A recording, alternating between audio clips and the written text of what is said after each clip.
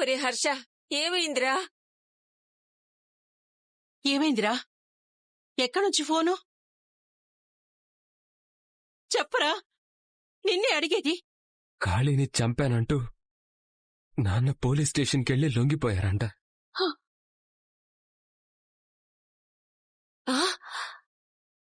Lockup లో పెట్టారంట.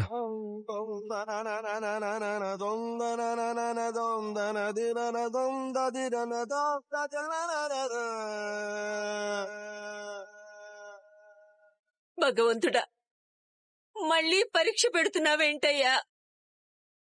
మీ నాన్న కాళీని చంపడమేంట్రా? అంత ధైర్యం ఆయనకెక్కడుందిరా? ఎక్కడో ఏదో పొరపాటు జరుగుంటుందన్నయ్యా. నా విశ్వం అలాంటివాడు కాదు. అసలు కాళీని చంపాల్సిన అవసరం వాడికే ఉందిరా. కాళీతో గొడవ జరిగిన మాట నిజం. వాణ్ణి జైలుకి పంపాం, గొడవ వదిలిపోయింది అనుకున్నాం. కాని వాడు వదల్లేదు. బతిమాలుకుందామని నాన్న వాడి దగ్గరికి వెళ్లారు.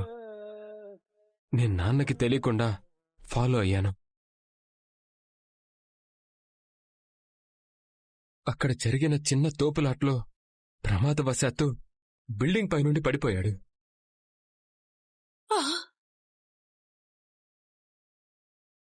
ఇందులో నాన్న తప్పేమీ లేదు. తప్పు లేనప్పుడు ఎందుకు లొంగిపోయారు? వెళ్లే ముందు ఒక్క మాట కూడా చెప్పలేదు. భగవంతుడా, నాకు అదే అర్థం కావడం లేదు. ఎందుకట్లేడుస్తుండ్రు? ఎవరైనా పోయిన్రా?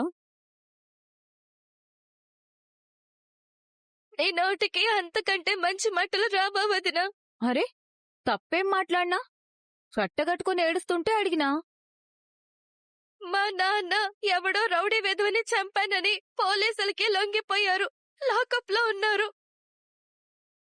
అది తెలిసి ఏడుస్తున్నా. అరే, గింత చిన్నదానికి ఏడుపా?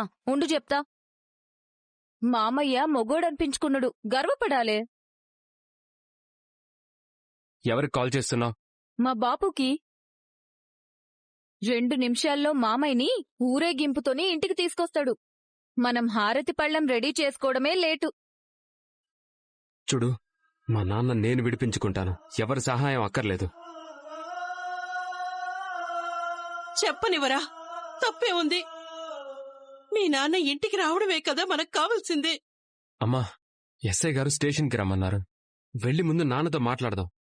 ఏం చేయాలో అప్పుడు డిసైడ్ చేద్దాం. ముక్కు ఎక్కడుంది అంటే ఇట్లా తిప్పి చూపించినట్టుంది నువ్వు చెప్పేది. 2 నిమిషాల్లో అయ్యే పనికి ఊళ్ళ చుట్టూ తిరగాలనా? ఏం చేయాలో నేను చూసుకుంటాను కదా. నాన్నమ్మకి తోడుగా ఉండు. పదమ్మా, వెళ్దాం వెళ్దాం.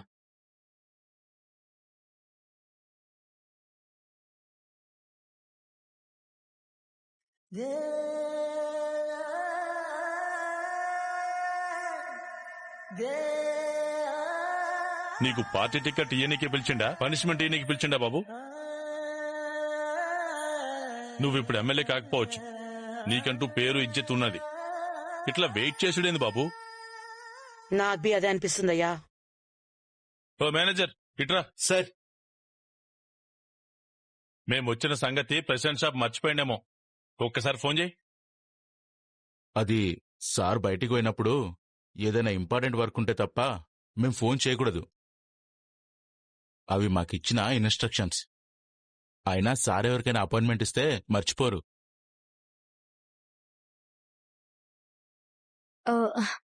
మా బావగారు ఏదో ఆరాటంలో అలా అన్నారు, ఏమనుకోకండి.